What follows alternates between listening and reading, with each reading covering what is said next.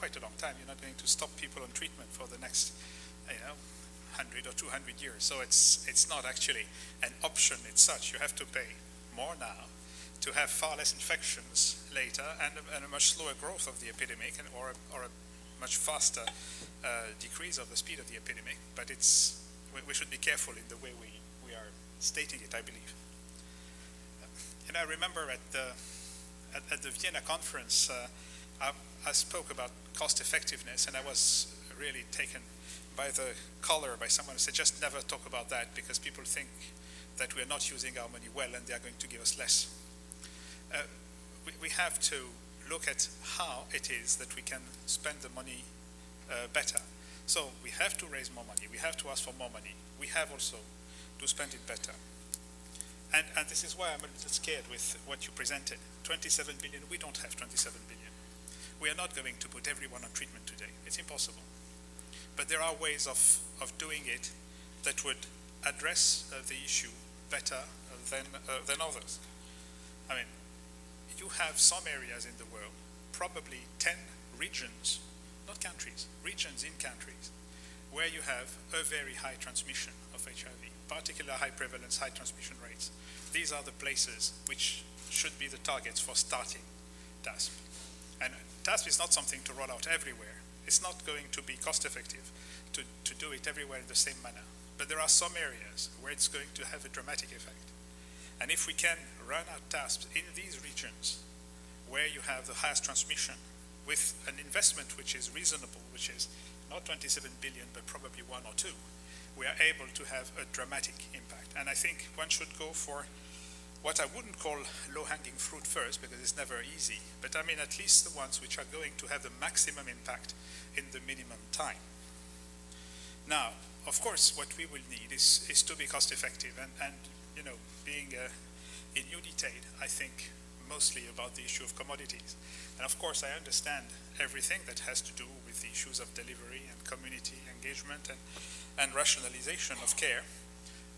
The impact I can have on it is relatively limited, but on commodities, there's quite a lot we can achieve. I think there's nothing I can say that Meredith hasn't said already, but let me restate maybe some of them. First, we must aim at a treatment at $100 per patient per year or less, and we are in a position to have that. Today, out of factory, an ex-factory price, the combination tenofovir, lamivudine, efavirenz 600 milligrams costs about $100 per day.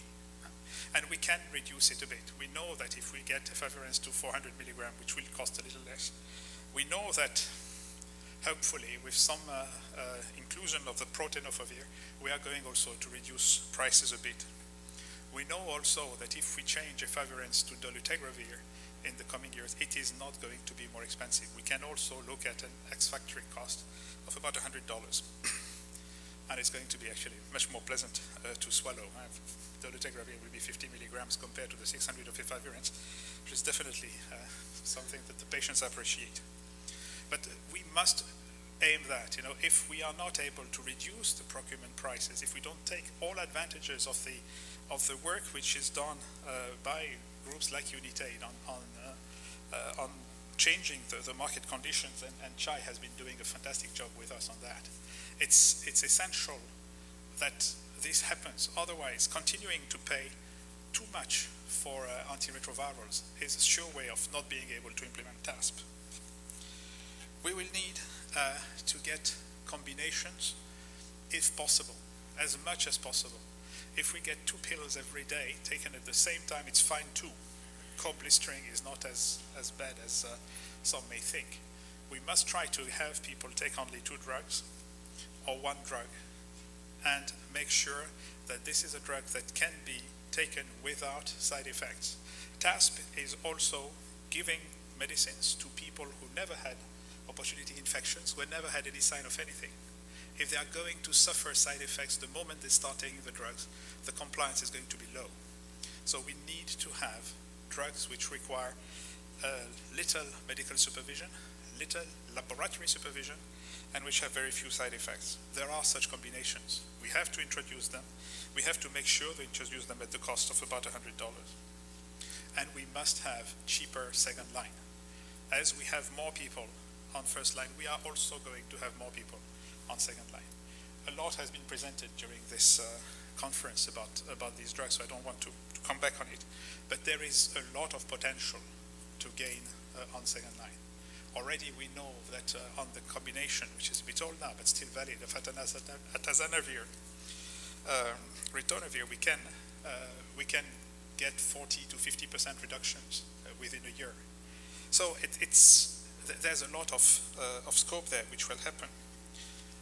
You know, because it has been talked about, and it has been one of the flagship programs of Unitaid this year, trying to get viral load at point of care is going to save money.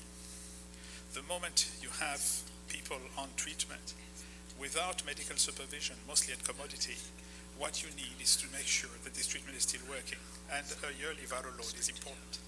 We are going to have community viral load for less than $10 per test, and this is going, it's not science fiction, it's going to come within a year.